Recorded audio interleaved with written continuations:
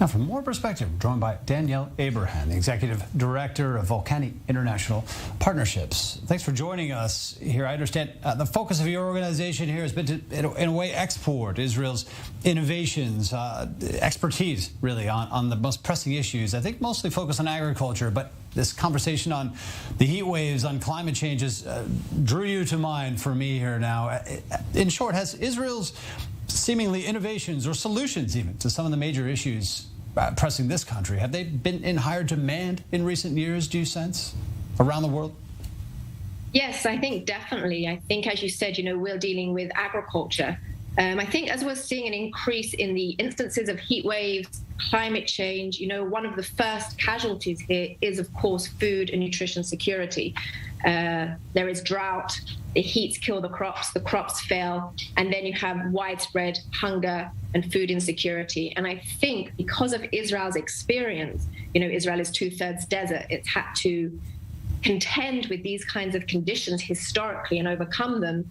I think we are seeing an increasing number of requests from countries and partners globally to help and to see how Israel can help them build resilience in their food systems to help cope with the increasing number of heat waves and climate change. And increasingly, it seems like issues that are everyone's issues now, not just a small batch of hot countries or by any means anymore. I came across you and learned about your organization. I believe you were recently in the Bahamas talking about agriculture issues there. Water, I think, is a major focus now. Just to plug, I know you're moving around the world doing a lot of things here. Is water the main issue in focus everywhere you go? It's not only, but it is a huge focus. I mean, without water, nothing grows. And I think Israel has so much to offer in the water space. I mean, everyone often thinks about drip irrigation, which is, of course, one of the wonderful innovations that has come out of Israel. But I think Israel, where we've excelled, which is where people are coming to us about, is creating holistic innovations around water, which really fall into two categories, which we see more and more requests coming for. The first is what we call, how can we maximize water use efficiency? The motto that we tend to use is, how can we get more crop per drop? Yeah. You want to minimize your water use and get the maximum yield. And Israel is the world leader at maximizing water use efficiency, and we do that in two key ways.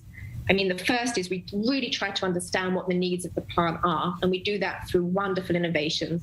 I call some of them, the Dr. Dolittle sensors of the plant world. Dr. Dolittle spoke to the animals, and we're speaking to the plants. And we're trying to understand through those conversations, how much does the plant really need? Yeah. You don't want to give it more than it needs, because that's a waste of water. So, we have sensors embedded into some of the plants to say, how much water do you need? We have drones flying over fields with infrared cameras trying to discern which areas need more irrigation and which need less. And then, of course, you've got the drip irrigations and the kind of infrastructural innovations which say, well, once we know how much water is needed, how can we deliver only what's needed to the crop? And in the other hand, we've also got great innovations here in Israel around the kind of water that we can use. Yeah.